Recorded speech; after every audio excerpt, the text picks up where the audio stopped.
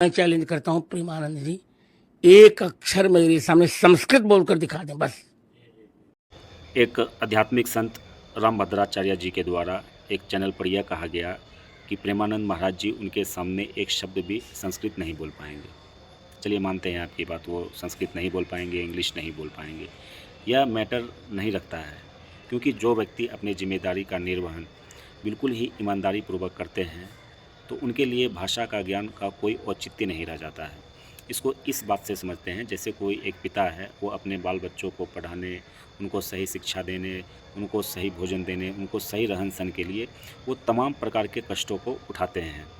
और यदि उनके बच्चे से पूछा जाए कि आपके पिता को इंग्लिश नहीं आता है, तो उस बच्चे को किसी भी प्रकार का ना ही शर्म महसूस होगा, किसी भी प्रकार का कुछ भी महसूस नहीं होगा। उन्हें यह बात बिल्कुल पता है कि उनके पिता के लिए जो मानदंड है, जो कसौटी है, उन पर उनके पिता बिल्कुल खड़े उतरे हैं।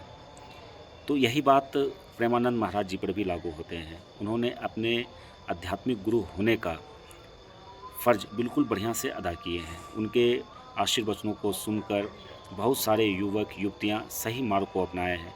सांसारिक मोह माया की अभिलाषा को छोड़कर वो अपने धार्मिक कर्मों की ओर बढ़ रहे हैं। वो अपने धर्म को जानने का प्रयास कर रहे हैं, क्योंकि धर्म से कर्म का निर्माण होता है। इन विषयों के बारे में उनको जानकारी हो रहा है। किस्मत और प्रारब्ध के बारे में जानकारी हो रहा है। समाज में किस तरह से रहना है, लोगों के साथ कैसे मेल भाव के साथ रहना है, लोगों के साथ कैसे मेल भाव के साथ रहना है, माता पिता की सेवा करना है, इन सबों की शिक्षा इनके आशीर्वचनों से मिल रहा है।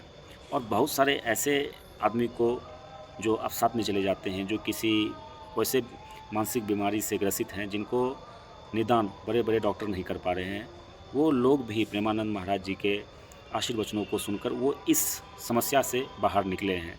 तो हमारे लिए या फिर हमारे जैसे युवाओं के लिए जो किसी समस्याओं से इनके आशीर्वचनों को सुनकर निकले हैं, उनके लिए यह बिल्कुल भी महत्व नहीं रह जाता है कि प्रेमानंद महाराज जी को संस्कृत आता है या नहीं आता है, या फिर इंग्लिश आता है या फिर नहीं आता है।